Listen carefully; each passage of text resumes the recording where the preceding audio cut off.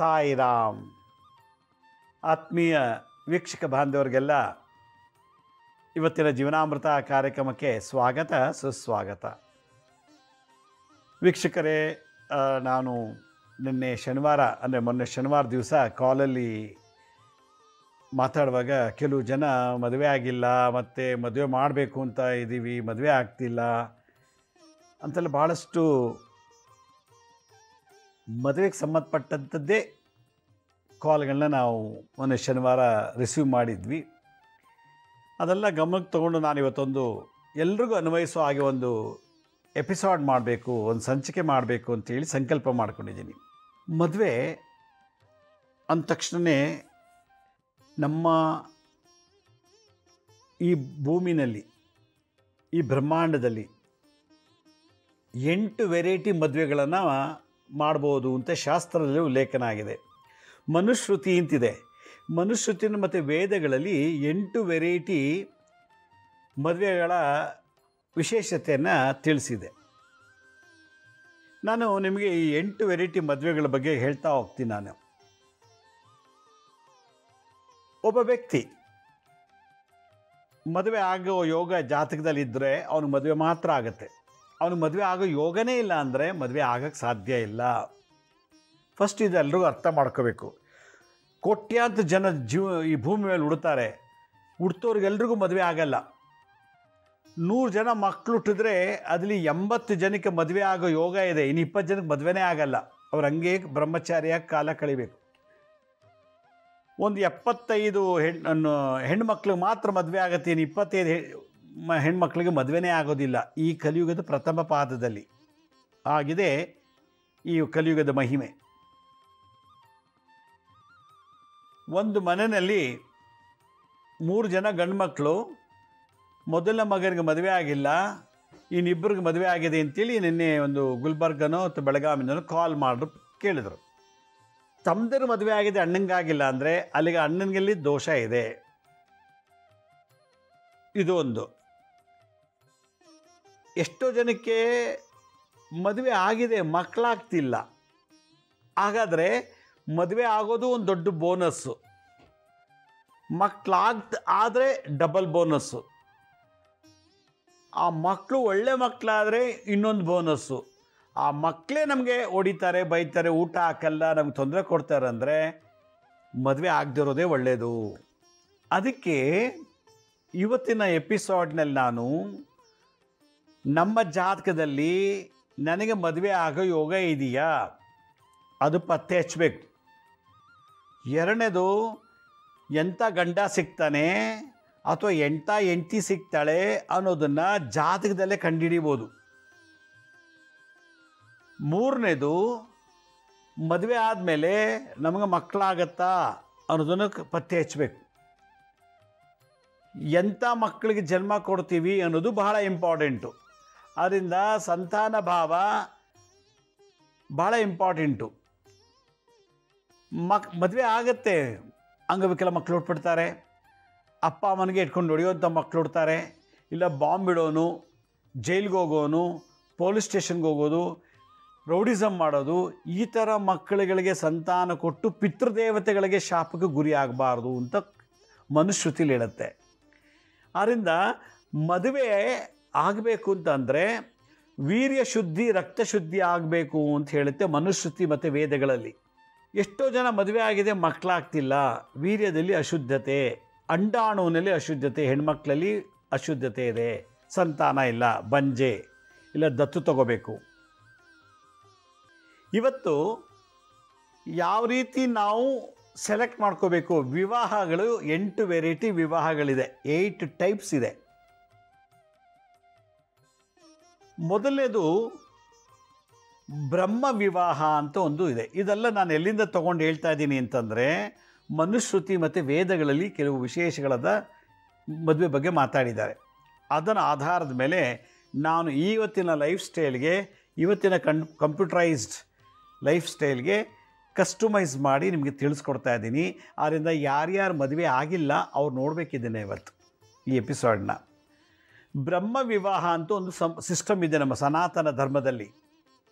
ನಮ್ಮ Indian mythology ಪ್ರಕಾರ ಬ್ರಹ್ಮ ವಿವಾಹ ಅಂದ್ರೇನು? ಯಾವ ಹುಡುಗ ವಿದ್ಯೆ, ಬುದ್ಧಿ, ವಿನಯ ಮತ್ತು ಗುರು ಹಿರಿಯರ ಬಗ್ಗೆ ಗೌರವ ಇರ್ತದೋ ಅಂಥವನಿಗೆ ಮದುವೆ ಮಾಡಿಕೊಟ್ರೆ ಅವನಿಗೆ ಬ್ರಹ್ಮ ವಿವಾಹ ಅಂತಾರೆ. ಹುಟ್ಟಿದ, ಬೆಳೆದ, ಓದ್ದ, ಪೂಜೆ, ಜಪ, ತಪ, ದಾನ, ಧರ್ಮ ಪಾಲನೆ ಮಾಡೋದು ಮತ್ತು ದೇವರ ವೇದಗಳು, ಉಪನಿಷತ್ತುಗಳು, ಭಗವದ್ಗೀತೆಗಳ ಬಗ್ಗೆ ಅಧ್ಯಯನ ಮಾಡಿ ತಾನೂ ಕಲಿತು ಇನ್ನೊಬ್ಬರಿಗೆ ಹೇಳಿಕೊಡುವಂಥ ವ್ಯಕ್ತಿತ್ವ ಇರುವಂಥ ವ್ಯಕ್ತಿಗೆ ಹೆಣ್ಣನ್ನು ಕೊಟ್ಟು ಮದುವೆ ಮಾಡಿದ್ರೆ ಅದಕ್ಕೆ ಬ್ರಹ್ಮ ವಿವಾಹ ಅಂತಾರೆ. ಯಾವಾಗ ಒಂದು ಗಂಡು ಹುಡುಗ ಮದುವೆ ಮಾಡ್ಕೋಬೇಕು ಅಂತನೋ ಕುಡಿಯೋದು, ಸ್ಮೋಕ್ ಮಾಡೋದು, ಡ್ರಗ್ಸ್ ತಗೊಳ್ಳೋದು, ಅಲ್ಲಿ ಇಲ್ಲಿ ಹೋಗಿ ಮಲಗಿ ಬರೋದು ಈ ಥರ ಮಾಡಿದ್ರೆ ಅಂಥವನಿಗೆ ದೇವರು ಒಳ್ಳೆ ಹೆಣ್ಣನ್ನು ಕೊಟ್ಟು ಮದುವೆ ಮಾಡಿಸೋಕ್ಕೆ ಬಿಡೋದಿಲ್ಲ. ಬ್ರಹ್ಮಜ್ಞಾನಿ ಆಗಬೇಕು ಅಂತ ಹೇಳ್ತದೆ ಶಾಸ್ತ್ರದಲ್ಲಿ. ಬ್ರಹ್ಮ ವಿವಾಹ ಅಂತಂದೇನು? ಹುಡುಗನ್ನ ಫಸ್ಟು ನೀವು ಪತ್ತೆ ಹಚ್ಚಬೇಕು. ಏನು ಓದಿದ್ದಾನೆ, ಅವನು ದೈವ ಭಕ್ತನ, ದೈವತಾ ಅನುಗ್ರಹ ಪಡೆದಿದ್ದಾನ, ಪೂಜೆ, ಜಪ, ತಪ, ದಾನ, ಧರ್ಮ ಪಾಲನೆ ಇವೆಲ್ಲ ಮಾಡ್ತಾನ ಅಂಥವ್ನಿಗೇನಾದ್ರು ಕೊಟ್ಟರೆ ಅಂಥ ವೀರ್ಯದಿಂದ ಸಂತಾನೋತ್ಪತ್ತಿ ಒಳ್ಳೆಯದಾಗತ್ತೆ.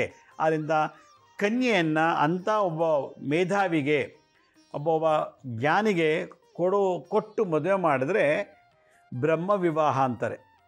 ಯಾವಾಗ ಒಬ್ಬ ವ್ಯಕ್ತಿ ಪೂಜೆ, ಜಪ, ತಪ, ದಾನಗಳನ್ನು ಮಾಡಿ ತಾನೂ ಒಳ್ಳೇದು ಮಾಡಿಕೊಂಡು ತನ್ನ ಪಿತೃದೇವತೆಗಳಿಗೂ ಕೂಡ ಒಳ್ಳೇದು ಮಾಡ್ತಿರ್ತಾನೆ, ಅಂದರೆ ಅವ್ರ ವಂಶ ಸತ್ತಿರೋರಿಗೆಲ್ಲ ನಿತ್ಯ ಪೂಜೆ, ಜಪ, ತಪ ಯಾರು ಮಾಡ್ತಾರೋ ಅಂಥವ್ರಿಗೆಲ್ಲ ನೀವು ಪಿಂಡ ಹಿಡ್ದವ್ರು ಪರಲ್ಲ, ನಿತ್ಯ ಅವ್ರಿಗೆ ತೃಪ್ತಿ ಆಗ್ತದಂತೆ ಪಿತೃದೇವತೆಗಳಿಗೆ. ಅಂಥ ವ್ಯಕ್ತಿಗೆ ಯಾರು ಮನೆಯಲ್ಲಿ ಹೆಣ್ಣನ್ನು ಕೊಡ್ತಾರೋ ಆ ಹೆಣ್ಣು ಯಾವ ಮನೇಲಿ ಹುಟ್ಟಿ ಬೆಳೆದಿದ್ದಾಳೋ ಆ ಹೆಣ್ಣನ್ನು ಅಪ್ಪನ ಮನೆಯಲ್ಲಿ ಅಷ್ಟೈಶ್ವರ್ಯ ಪ್ರಾಪ್ತಿಯಾಗ್ತದೆ. ಮತ್ತು ಆ ಹೆಣ್ಣು ಮಗಳು ಹುಟ್ಟಿದಾಳಲ್ಲ ಆ ಮನೇಲಿ ಆ ತಂದೆ ಕಡೆ ಇದ್ದಂಥ ಎಲ್ಲ ಪಿತೃದೇವತೆಗಳು ಮೋಕ್ಷ ಹೋಗುತ್ತಂತೆ. ಆದ್ದರಿಂದ ಮದುವೆ ಮಾಡಬೇಕು, ನಿಮ್ಮ ಮನೇಲಿ ಒಂದು ಹೆಣ್ಣು ಮಗು ಇದ್ದಾಳೆ, ಮದುವೆ ಮಾಡಬೇಕು ಅಂತಂದರೆ ಒಬ್ಬ ಜ್ಞಾನಿಗೆ ಮದುವೆ ಮಾಡಬೇಕು ಅಂತ ಹೇಳ್ತಾರೆ. ಅವನೊಬ್ಬ ಸ್ಪಿರಿಚುವಲ್ ಮಾಸ್ಟರ್ ಆಗಿರಬೇಕು, ಸ್ಪಿರಿಚುಯಾಲಿಟಿಲಿ ಇರಬೇಕು, ಆಧ್ಯಾತ್ಮಿಕದಲ್ಲಿ ಇರಬೇಕಂತೆ. ಅಂಥವನಿಗೆ ನೀವು ಏನಾದ್ರು ಹೆಣ್ಣನ್ನು ದಾನ ಮಾಡಿದ್ರೆ, ಮದುವೆ ಮಾಡಿಕೊಟ್ರೆ ಬ್ರಹ್ಮ ವಿವಾಹ. ಆಗ ಹೆಣ್ಣು ಕೊಟ್ಟವ್ರಿಗೂ ಕೂಡ ಒಳ್ಳೆಯದಾಗ್ತದೆ, ಹೆಣ್ಣು ತಗೊಂಡು ಬಂದವನಿಗೂ ಕೂಡ ಒಳ್ಳೆಯದಾಗತ್ತೆ ಅಂತ ಹೇಳ್ತಾರೆ. ಇದು ನಾನು ಮಾತಾಡ್ತೀನಿ ಬ್ರಹ್ಮ ವಿವಾಹ. ಎರಡನೇದು ದೈವ ವಿವಾಹ. ಯಾರು ಪೂಜೆ, ಜಪ, ಪುರೋಹಿತರಿಗೆ ಹೆಣ್ಣುಮಕ್ಳನ್ನ ಕೊಡ್ತಾರಲ್ಲ ಅದಕ್ಕೆ ದೈವ ವಿವಾಹ ಅಂತ ಕರೀತಾರೆ. ಪುರೋಹಿತರಿಗೆ ಪೂಜೆ ಪುರಸ್ಕಾರ ಮಾಡೋನು ಅವನು ಯಾವ ಜಾತಿನೇ ಆಗಿರ್ಬೋದು. ಈಗ ಎಷ್ಟೋ ಜನ ಆಂಜನೇಯ ದೇವಸ್ಥಾನ ಪೂಜೆ ಮಾಡ್ತಾರೆ, ಶನಿ ದೇವಸ್ಥಾನದ ಪೂಜೆ ಮಾಡ್ತಾರೆ, ಕಾಳಮ್ಮ, ಮಾರಮ್ಮ, ಕಬ್ಬಾಳಮ್ಮ, ಮಾಸ್ತಮ್ಮ, ಈರಮ್ಮ ಮತ್ತು ಶಿವನ ದೇವಸ್ಥಾನ ಪೂಜೆಗಳು. ಅವರೆಲ್ಲರೂ ಪೂಜೆ ಮಾಡೋಂಥ ವ್ಯಕ್ತಿಗೆ ಅವನು ಯಾವ ಜಾತಿನೇ ಆಗಿರಲಿ ಅಂಥವನಿಗೆ ಹೆಣ್ಣನ್ನು ಕೊಟ್ಟು ಮದುವೆ ಮಾಡೋರಿಗೆ ದೈವ ವಿವಾಹ ಅಂತ ಹೇಳ್ತಾರೆ. ಯಾವಾಗ ಅಳಿಯ ಹೆಚ್ಚೆಚ್ಚಿಗೆ ಪೂಜೆ ಮಾಡ್ತಾನೋ ಆಗ ತಾನು ಮದುವೆ ಮಾಡ್ಕೊಂಬಂದಂಥ ತವರು ಹೆಣ್ಣಿದಳಲ್ಲ ಅವ್ರ ತವ್ರ ಮನೇಲಿ ಎಲ್ಲ ಶಾಪ ಪಾಪಗಳು ಕಳೀತದಂತೆ. ಯಾಕೆಂದರೆ ಒಬ್ಬ ಪುರೋಹಿತನಿಗೆ ಹೆಣ್ಣನ್ನು ದಾನ ಮಾಡಿರೋದ್ರಿಂದ ಹೆಣ್ಣೆತ್ತವ್ರ ಮನೇಲಿ ಎಲ್ಲ ಶಾಪ ಪಾಪಗಳು ನಿವಾರಣೆ ಆಗುತ್ತೆ ಹೆಣ್ಣನ್ನು ದಾನ ಮಾಡಿರೋದ್ರಿಂದ. ಇವತ್ತಿನ ಕಾಲದಲ್ಲಿ ಪುರೋಹಿತರಿಗೆ ಎಣ್ಣೆ ಕೊಡ್ತಿಲ್ಲ. ಅವ್ನು ಪೂಜೆ ಮಾಡ್ಕೊಂಡಿರೋ ಅಂದರೆ ತಟ್ಟೆ ಕಾಸಿಗೆ ಮಾತ್ರ ಬರುತ್ತೆ. ನಾಳೆ ನನ್ನ ಮಗಳು ಮೇಕಪ್ಗೆ ಎಲ್ಲಿ ತರ್ತಾನೆ, ನನ್ನ ಮಗಳು ಒಡವೆ ಮಾಡಿಸ್ಕೊಡ್ತಾನೆ, ಟಿ ವಿ, ಕಾರು, ಸೈಟ್ ಎಲ್ಲ ಅವ್ನು ಪುರೋಹಿತರಿಗೆ ಹೆಣ್ಣು ಕೊಟ್ಟರೆ ಹೆಂಗೆ ಜೀವನ ಆಗುತ್ತೆ? ಆಗೋದಿಲ್ಲ ಅಂತಾರೆ. ಆದರೆ ಪುರೋಹಿತರಿಗೆ ಹೆಣ್ಣು ಕೊಟ್ಟರೆ ಅವ್ರಿಗಿನ್ನೂ ಗೊತ್ತಿಲ್ಲ ನಮ್ಮ ಗೋತ್ರದಲ್ಲಿರೋಂಥ ಎಲ್ಲ ಪಿತೃಶಾಪ ನಿವಾರಣೆ ಆಗುತ್ತೆ ಅಂತ. ಅದಕ್ಕೆ ಹೆಣ್ಣು ದಾನ ಮಾಡೋದು ಒಂದು ವಿಶೇಷ. ಕನ್ಯಾದಾನ ಮಹಾಶ್ರೇಷ್ಠ. ಇಲ್ಲಿ ದೈವ ವಿವಾಹ ಮತ್ತು ಬ್ರಹ್ಮ ವಿವಾಹ ಆಗಿದೆ. ಒಳ್ಳೆ ವಿದ್ಯಾವಂತ ಅಂಥೇಳಿ ಮದುವೆ ಮಾಡಿದ್ದಾರೆ, ಓದ್ತಾನೆ, ಓದಿ ಕೆಲಸ ತಗೊಂಡಿದ್ದಾನೆ, ದುಡಿತಾನೆ, ಪೂಜೆ ಪುರಸ್ಕಾರ ಜಪ ತಪ ಎಲ್ಲ ಮಾಡ್ತಾನೆ, ಆದರೆ ಸಂತಾನೋತ್ಪತ್ತಿ ಆಗ್ತಿಲ್ಲ. ಎರಡನೇದು ಪುರೋಹಿತ ಅಂಥೇಳಿ ಮದುವೆ ಮಾಡಿಕೊಟ್ರು, ಪುರೋಹಿತನ ಮಕ್ಕಳಾಗ್ತಿಲ್ಲ. ಅಥವಾ ಇವನಿಗೆ ಮಕ್ಕಳಾಗ ಯೋಗ ಇರುತ್ತೆ, ಹೆಂಡ್ತಿಲಿ ಇರೋದಿಲ್ಲ ಯೋಗ, ಹೆಂಡ್ತಿಲಿ ಸಂತಾನ ಕೊಡುವಂಥ ಶಕ್ತಿ ಇರೋದಿಲ್ಲ, ಮಕ್ಕಳು ಪಡೆಯುವಂಥ ಶಕ್ತಿ ಹೆಂಗಸಲ್ಲಿ ಇರೋದಿಲ್ಲ. ಮದುವೆ ಅಂತ ಆಗೋಯ್ತು, ಮದುವೆ ಆಗೋಗಿದೆ, ಈಗ ಸಂತಾನದಲ್ಲಿ ಇಲ್ಲ. ಆದ್ದರಿಂದ ಪೂರ್ವ ಜನ್ಮದ ಪುಣ್ಯದ ಫಲದಿಂದ ಮದುವೆ ಆಯಿತು. ಆದರೆ ಸಂತಾನ ಫಲಕ್ಕೆ ಏನು ಮಾಡಬೇಕು? ಅವನು ಪುರೋಹಿತ ಆಗಿದ್ದರೂ ಕೂಡ ಮಕ್ಕಳಾಗ್ತಿಲ್ಲ, ಅವನು ವಿದ್ಯಾವಂತ ಪೂಜೆ ಜಪ ಮಾಡಿದ್ರು ಕೂಡ ಮಕ್ಕಳಾಗ್ತಿಲ್ಲ ಅಂದರೆ ಗುರುವಿನ ಅನುಗ್ರಹ ಮಿಸ್ ಆಗಿದೆ. ಅಂದರೆ ಸಂತಾನದ ವಿಷಯದಲ್ಲಿ ನಾವು ಪೂರ್ವಜನ್ಮ ಏನೋ ಒಂದು ತಪ್ಪು ಮಾಡಿಬಿಟ್ಟಿದ್ದೀವಿ. ಮದುವೆ ಆಗಲಿಕ್ಕೆ ಕಾರಣ ಶುಕ್ರ ಗ್ರಹ. ಶುಕ್ರ ವಿವಾಹಕಾರಕ, ಸಂತಾನಕಾರಕ ಮತ್ತು ಸೆಕ್ಸ್ಗೆ ಅಧಿಪತಿ ಶುಕ್ರ ಗ್ರಹ ಎಲ್ಲ ಇದೆ. ಆದರೆ ಗಂಡನ ವೀರ್ಯಾಣುವಿಂದ, ಹೆಂಡತಿ ಅಂಡಾಣುವಿಂದ ಒಂದು ಪಿಂಡ ಬೆಳೆಯೋಕ್ಕೆ ಅವಕಾಶ ಕೊಡೋದು ಯಾರು? ಗುರುಗ್ರಹ. ಒಂದು ಹುಡುಗ ಒಂದು ಹುಡುಗಿನ ಲವ್ ಮಾಡ್ತಾನೆ, ಹುಡುಗಿ ಹುಡುಗನ ಲವ್ ಮಾಡ್ತಾನೆ. ಈ ಲವ್ ಅನ್ನೋದು ಯಾರು ಸೃಷ್ಟಿ ಮಾಡ್ತಾರೆ? ವೀನಸ್, ಶುಕ್ರ ಗ್ರಹ. ಶುಕ್ರ ಗ್ರಹದ ಇನ್ಫ್ಲೂಯೆನ್ಸಿಂದ, ಶುಕ್ರನ ಕಾರಕತ್ವದಿಂದ ಲವ್ ಮಾಡ್ತಾರೆ. ಆದರೆ ಮಕ್ಕಳಾಗತ್ತೆ ಅಂತ ಗ್ಯಾರಂಟಿ ಇಲ್ಲ. ಮದುವೆ ಲವ್ ಮಾಡ್ತಾರೆ, ಮದುವೆನೇ ಆಗಿರೋಲ್ಲ, ಮದುವೆನೇ ಆಗಿಲ್ಲ. 5 ವರ್ಷ ಲವ್ ಮಾಡಿದೆ, ಅವಳು ಇನ್ನೊಬ್ಬಳು ಮದುವೆ ಮಾಡ್ಕೊಂಬಿಟ್ಲು. ನಾನು ಇವಳ ಹತ್ರ 8 ವರ್ಷದಿಂದ ಲವ್ ಮಾಡಿದೆ, ನನ್ನ ಬಿಟ್ಟು ಇವನು ಇನ್ನೊಬ್ಬನು ಮದುವೆ ಮಾಡಿಕೊಂಡ ಅಂಥೇಳಿ ಕಂಪ್ಲೇಂಟ್ ಇರ್ತದೆ. ಲವ್ಗೆ ಶುಕ್ರ ಏರ್ಪಾಟ್ ಮಾಡ್ತಾನೆ, ಲವ್ ಮಾಡಿ ನೀವು ಪರವಾಗಿಲ್ಲ ಅಂತ. ಆದರೆ ಮದುವೆ ಮಾಡಿಸೋರು ಯಾರು? ಗುರು. ಸಂತಾನ ಕೊಡೋರು ಯಾರು? ಗುರು. ಒಂದು ಹೆಣ್ಣು ಒಂದು ಗಂಡು ದೇಹ ಸುಖ ತಗೊಳ್ಳೋಕ್ಕೆ ಅವಕಾಶ ಮಾಡಿಕೊಡೋದು ಶುಕ್ರ ಗ್ರಹ. ಸಂತಾನ ಆಗಬೇಕು ಅಂದರೆ ಗುರು ಬೇಕು. ಹೀಗಾಗಿ ಬ್ರಹ್ಮ ವಿವಾಹದಲ್ಲೂ ಡೈವರ್ಸ್ ಆಗಿದೆ, ದೈವ ವಿವಾಹದಲ್ಲೂ ಡೈವರ್ಸ್ ಆಗಿದೆ. ಇವನು ಪುರೋಹಿತ, ಇವನು ಪೂಜೆ ಮಾಡ್ಕೊಂಡು ಕಾಲ ಕಳೆದ, ಮಕ್ಕಳೇ ಆಗ್ತಿಲ್ಲ ಅಂಥೇಳಿ ಅವಳು ಡೈವರ್ಸ್ ಕೊಟ್ಟಿದ್ದಾಳೆ.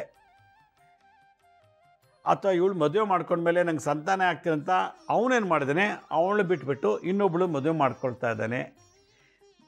ವಿವಾಹ ಆಗಿದೆ, ಇಲ್ಲಿ ಇಷ್ಟೇ ಪಾಯಿಂಟ್ ಅರ್ಥ ಮಾಡ್ಕೋಬೇಕು. ಇವತ್ತಿನ ಸಂಚಿಕೆಯಲ್ಲಿ ಏನು ಹೇಳ್ತಾ ಇದ್ದೀನಿ ಅಂದರೆ, ಮದುವೆ ಆಗಿದೆ, ಸಂತಾನದಲ್ಲಿ ದೋಷ ಇದೆ. ಒಂದು ಸಂತಾನದಲ್ಲೂ ಓಕೆ ಆಯಿತು, ಆದರೆ ಮಗುಗೆ ಕಿವಿ ಸರಿ ಇಲ್ಲ, ಕಣ್ಣು ಸರಿ ಇಲ್ಲ, ಹಾರ್ಟಲ್ಲಿ ಹೋಲು, ಮತ್ತು ಇದಕ್ಕಿದ್ದಾಗೆ ಪಿಟ್ಸ್ ಬರೋದು, ಮಗುವಿನಲ್ಲಿ ಅಷ್ಟು ಸೌಂದರ್ಯತೆ ಇಲ್ಲ, 6 ಬೆರಳು 7 ಬೆರಳು ಈ ಥರದ್ದೆಲ್ಲ, ಕೈಯಲ್ಲಿ ಒಂದು 6 ಬೆರಳು ಇರ್ತದೆ, ಕಾಲೊಂದು ಬೆರಳು ಇರ್ತದೆ, ನ್ಯೂನ್ಯತೆ, ಅಂಗವಿಕಲತೆ ಇದೆಲ್ಲ ಇರ್ತದೆ. ಯಾಕೆ? ಗುರುಶಾಪದಿಂದ. ಈ ಥರ ದೋಷಗಳು ಇವತ್ತೀಚೆಗೆ ಜಾಸ್ತಿ ಆಗ್ತಿದೆ ನೋಡಿ. ಬ್ರಹ್ಮ ವಿವಾಹ ಆಗಿದೆ, ಹುಡುಗ ವಿದ್ಯಾವಂತ ಅಂಥೇಳಿ ಹೆಣ್ಣು ಕೊಟ್ಟರು, ಪುರೋಹಿತ ಅಂಥೇಳಿ ದೈವ ವಿವಾಹ ಆಗಿದೆ, ಹೆಣ್ಣು ಕೊಟ್ಟರು, ಮಕ್ಕಳಾಗ್ತಿಲ್ಲ. ಮಕ್ಕಳಾಗತ್ತೆ, ಸರಿ ಇರೋ ಮಕ್ಕಳು, ಆರೋಗ್ಯವಾಗಿರೋ ಮಕ್ಕಳು ಹುಡ್ತಾ ಇಲ್ಲ, ಮಕ್ಕಳಾಗಿಲ್ಲ ಅಂಥೇಳಿ ಡೈವರ್ಸ್ ಕೂಡ ಕೊಡ್ತಿದ್ದಾರೆ. ಇಲ್ಲಿ ದೈವ ವಿವಾಹದಲ್ಲೂ ಮತ್ತು ಬ್ರಹ್ಮ ವಿವಾಹದಲ್ಲೂ 2 ಪಾಯಿಂಟ್ ನಾವು ಗಮನಿಸಬೇಕು. ಸಂತಾನ ಆಗ್ತಿಲ್ಲ, ಇಲ್ಲ ಗಂಡ ಹೆಂಡರಲ್ಲಿ ಹೊಂದಾಣಿಕೆ ಇಲ್ಲ ಅಂದರೆ ಅಂಗವಿಕಲ ಮಕ್ಕಳು ಹುಡ್ತಾರೆ, ಬುದ್ಧಿಹೀನರು, ಅಂಗಹೀನರು, ಮೂರ್ಖರು ಮಕ್ಕಳು ಹುಡ್ತಾರೆ, ಮೂರ್ಖತನ ಇರುವಂಥ ದಡ್ರು ಮಕ್ಕಳು ಹುಡ್ತಾರೆ. ಈ 3 ದೋಷಕ್ಕೆ ಮೂಲ ಕಾರಣ ಗುರುಗ್ರಹ. ಆದ್ದರಿಂದ ಎಲ್ಲೋ ಒಂದು ಕಡೆ ಯಾವುದೋ ಒಂದು ಜನ್ಮದಲ್ಲಿ, ಯಾವುದೋ ಒಂದು ಬರ್ತಲ್ಲಿ ಗುರು ಒಂದು ದೋಷ ಇರುತ್ತೆ, ಅದು ಈಗ ತೀರಿಸ್ಕೊಳ್ತಾ ಇದೆ, ಅದು ಗುರುಗ್ರಹ. ಆದ್ದರಿಂದ ಸಂತಾನ ಭಾಗ್ಯ, ನಾನು ಆಗಲೇ ಹೇಳಿದೆ ಪ್ರಾರಂಭದಲ್ಲಿ, ಹುಡ್ತವ್ರು ಎಲ್ಲರೂ ಮದುವೆ ಆಗಲ್ಲ, ಮದುವೆ ಆದವ್ರಿಗೆಲ್ರಿಗೂ ಮಕ್ಕಳಾಗಲ್ಲ. ಅಕಸ್ಮಾತ್ ಮಕ್ಕಳಾದರೂ ಒಳ್ಳೆ ಮಕ್ಕಳಾಗೋದು ಕಷ್ಟ. ಇವತ್ತಿನ ದಿವಸ ಸ್ಮೋಕು, ಡ್ರಗ್ಸು ಮತ್ತು ಅಪ್ಪ ಅಮ್ಮಂಗೆ ಹೊಡಿಯೋದು, ಬೇರೆ ಬೇರೆ ಕಡೆಯೆಲ್ಲ ಕೆಟ್ಟ ಕೆಲಸ ಮಾಡೋದು, ಹುಡುಗ ಆಗಲಿ ಈ ಥರ ಮಕ್ಕಳು ಹುಟ್ಟುಬಿಟ್ರೆ ಮದುವೆ ಯಾಕೆ ಆಗಬೇಕು, ಮಕ್ಕಳು ಯಾಕೆ ಆಗಬೇಕು ಅನ್ನೋ ಸ್ಥಿತಿಗೆ ತಂದಿಟ್ಬಿಡ್ತಾನೆ ಗುರುಗ್ರಹ. ಆ ಲೆವೆಲ್ ಪನಿಷ್ಮೆಂಟು. ಮದುವೆ ಆಗಲಿಲ್ವಾ ಎಲ್ಲ ಚೆನ್ನಾಗಿರ್ತದೆ, ಮದುವೆ ಆದಮೇಲೆ ನೋಡಿ ಎಲ್ಲ ಶುರುವಾಗೋದು ಗುರುಶಾಪಗಳು. ಅಲ್ಲಿವರೆಗೂ ತಣ್ಣಗಿರ್ತೀವಿ, ಆಮೇಲೆ ನೋಡಿ ಎಷ್ಟು ಬಿಸಿಯಾಗಿರ್ತೀವಿ ನಾವು. ಇಂಥ ಹೆಂಡ್ತಿ, ಅಯ್ಯೋ ಇಂಥ ಗಂಡ, ಅಯ್ಯೋ ಇಂಥ ಮಕ್ಕಳು ಜನ್ಮ ಕೊಟ್ಟನಲ್ಲ, ಇಂಥವ್ರು ಹುಡೋಕ್ಕೆ ಮುಂಚೆ ಸಾಯಿಸ್ಬಿಟ್ರೆ ಚೆನ್ನಾಗಿತ್ತಲ್ಲ, ಏನೆಲ್ಲ ನಾಟಕ ಆಡ್ತೀವಿ ನಾವು ಮದುವೆ ಮುಂಚೆ, ಮದುವೆ ಆದಮೇಲೂ. ಅದರಿಂದ ಮದುವೆ ಆಗೋದು ದೊಡ್ಡದಲ್ಲ, ಮದುವೆ ಆದಮೇಲೆ ಆ ಮೇಂಟೆನೆನ್ಸ್ ಇದೆಯಲ್ಲ, ಮ್ಯಾರೇಜ್ ಮೇಂಟೆನೆನ್ಸ್, ಅದು ಭಾಳ ಇಂಪಾರ್ಟೆಂಟು. ಮನೆ ಕಟ್ಟೋದು ದೊಡ್ಡದಲ್ಲ, ಮನೆ ಕಟ್ಟಿದ ಮೇಲೆ ಪ್ಲಂಬಿಂಗ್ ವರ್ಕು, ಎಲೆಕ್ಟ್ರಿಕ್ ವರ್ಕು, ಎಲ್ಲಿ ಬಣ್ಣ ಹೋಯ್ತು, ಎಲ್ಲಿ ಚುರುಕಿ ಹೋಯ್ತು, ಎಲ್ಲಿ ರಿಪೇರಿ ಮಾಡಿಸ್ಬೇಕು, ಆ ಮೇಂಟೆನೆನ್ಸ್ ವರ್ಕ್ ಇದೆಯಲ್ಲ, ಅದು ಭಾಳ ಇಂಪಾರ್ಟೆಂಟು. ಇದನ್ನು ನಡೆಸ್ತೀನಿ, ಮದುವೆ ಆದಮೇಲೆ ನಾನು ಎಂಥ ಕಷ್ಟಗಳು ಬಂದು ನಾನು ಎದುರಿಸ್ತಿರೋ ಒಂದು ತಾಕತ್ತು, ಧೈರ್ಯ, ಸ್ಥೈರ್ಯ ಬರಬೇಕು ಅಂತಂದರೆ ಅಲ್ಲಿ ಸೂರ್ಯ ಅನುಗ್ರಹ ಇರಬೇಕು, ಸೂರ್ಯ ಮತ್ತು ಕುಜನ ಅನುಗ್ರಹ ಇರಬೇಕು.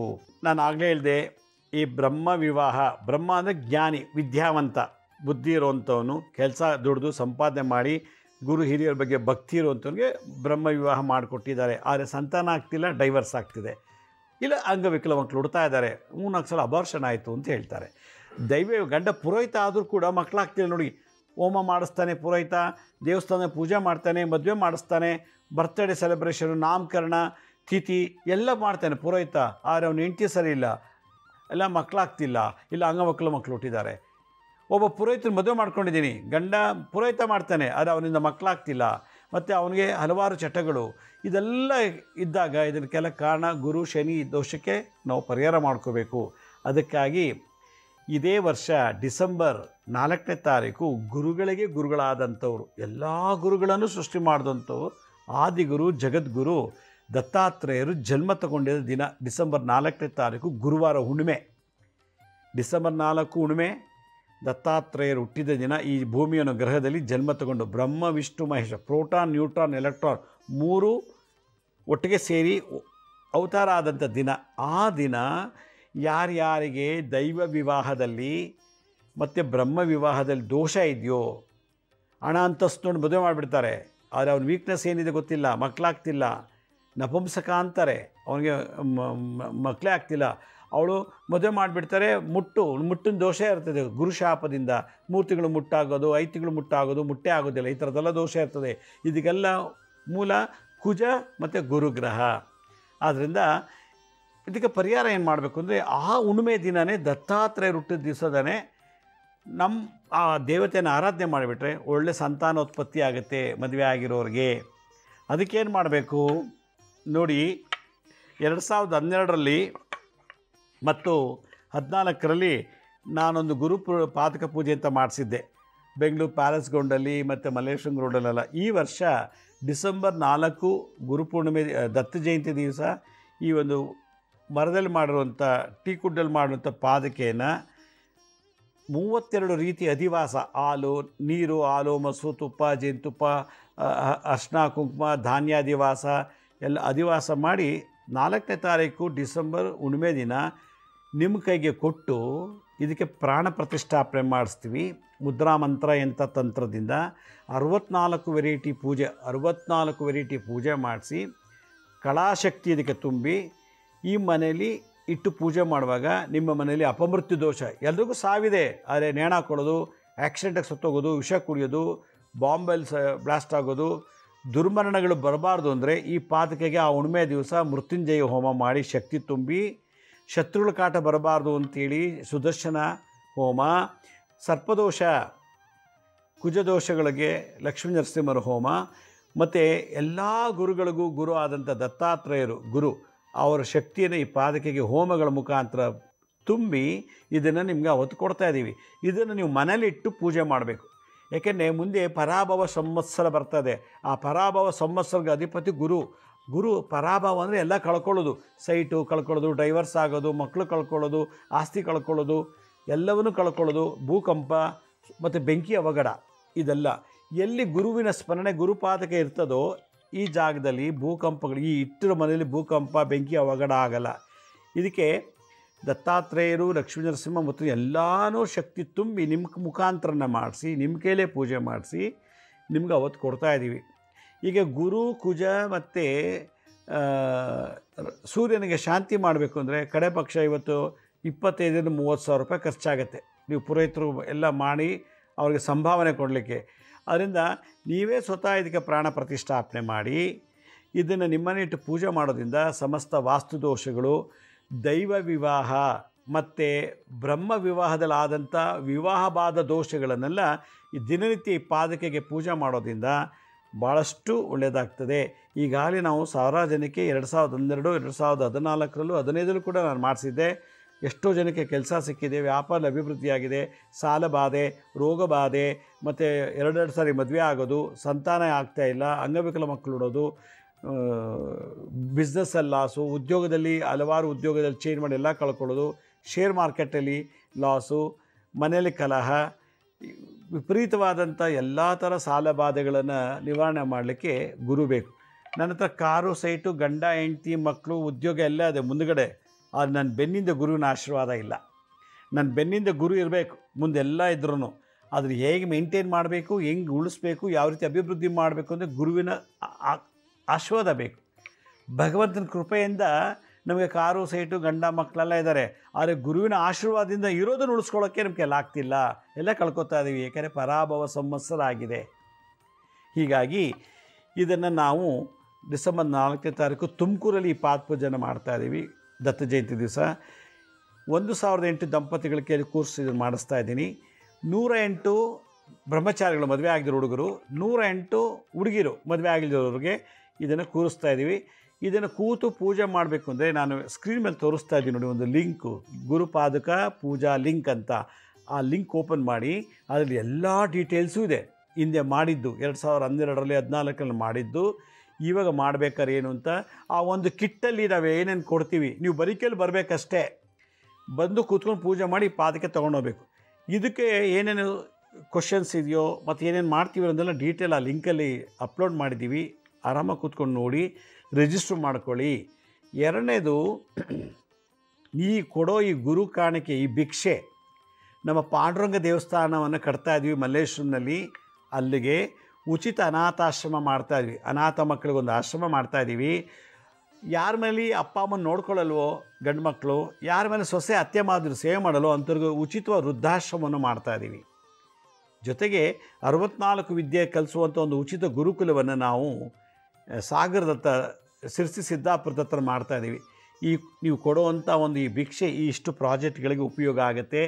ಈ ಭಿಕ್ಷೆಯಿಂದ ನಾವು ಇವೆಲ್ಲ ಪ್ರಾಜೆಕ್ಟ್ಗಳನ್ನ ಮಾಡಬೇಕು ಅಂಥೇಳಿ ಗುರು ಭಿಕ್ಷೆಯಿಂದ ಈ ಸಂಕಲ್ಪ ಮಾಡಿಕೊಂಡು ಮಾಡ್ತಾಯಿದ್ದೀವಿ. ಆಸಕ್ತಿ ಇರೋರು ಈ ಒಂದು ಲಿಂಕನ್ನು ಓಪನ್ ಮಾಡಿ ರಿಜಿಸ್ಟ್ರೇಷನ್ ಮಾಡ್ಕೊಳ್ಳಿ ಅಂತ ಹೇಳ್ತಾ, ನಮ್ಮ ಹಳೆ ಸಂಚಿಕೆಗಳಲ್ಲಿ ಯಾರು ನೋಡೋಕ್ಕಾಗಿಲ್ವೋ ಅವರು ನಮ್ಮ ಶಿರಡಿ ಸಾಯಿ ಭಿಕ್ಷಾ ಕೇಂದ್ರ ಮತ್ತು ಹೆಲ್ತ್ ಸೈನ್ಸ್ ಅಂತ 2 ಯೂಟ್ಯೂಬ್ ಚಾನಲ್ ಇದೆ. ಇದ್ರ ಜೊತೆಗೆ SSVK ಜ್ಞಾನೋದಯ ಅಂತ ಒಂದು ಮ್ಯೂಸಿಕ್ ಚಾನಲ್ ಇದೆ. 3ಕ್ಕೆ ಸಬ್ಸ್ಕ್ರೈಬ್ ಮಾಡ್ಕೊಳ್ಳಿ, ಪಕ್ಕದ ಬೆಲ್ ಬಟನ್ ಪ್ರೆಸ್ ಮಾಡಿ. ನೋಡಾದ್ಮೇಲೆ ಲಿಂಕನ್ನು ನಿಮ್ಮ ಬಂಧು ಮಿತ್ರರಿಗೆ ವಾಟ್ಸಪ್ ಮುಖ, ಇಮೇಲ್ ಮುಖಾಂತರ ಶೇರ್ ಮಾಡಿ. ಗುರುಜಿ ಲಕ್ಷ್ಮೀ ಶ್ರೀನಿವಾಸ್ ಅಂತೇಳಿ ಫೇಸ್ಬುಕ್, ಇನ್ಸ್ಟಾಗ್ರಾಮು, ಟ್ವಿಟ್ಟರು, ಲಿಂಕ್ಡ್ಇನ್ ಕೂಡ ಅಪ್ಲೋಡ್ ಮಾಡ್ತೀವಿ. ಅಕ್ಟೋಬರ್ 1ನೇ ತಾರೀಕಿಂದ ನಾನು ಟಿವಿಲಿ ಕಾರ್ಯಕ್ರಮ ಕೊಡ್ತಾ ಇಲ್ಲ. ಯೂಟ್ಯೂಬ್ನಲ್ಲಿ ನಾನು ಸಪ್ರೇಟಾಗಿ ಪ್ರತಿದಿನ ಒಂದು ಒಳ್ಳೊಳ್ಳೆ ಎಪಿಸೋಡ್ಸ್ನ ನಾನು ಕಾರ್ಯಕ್ರಮದ ಮಾಡಿ ಅಪ್ಲೋಡ್ ಮಾಡ್ತೀನಿ. ಇಂಗ್ಲೀಷ್ನಲ್ಲೂ ಕೂಡ ನಾನೊಂದು ಯೂಟ್ಯೂಬ್ ಚಾನಲ್ ಮಾಡ್ತಾಯಿದ್ದೀನಿ. ಅದರಲ್ಲಿ ಎಲ್ಲ ಥರ ಎಪಿಸೋಡ್ಸ್ ಕೂಡ ನೀವು ನೋಡ್ಬೋದು.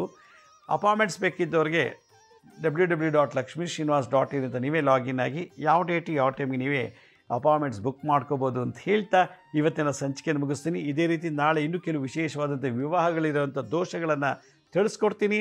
ಅಲ್ಲಿವರೆಗೂ ನನ್ನ ನಮಸ್ಕಾರ. ಸಾಯಿರಾಮ್.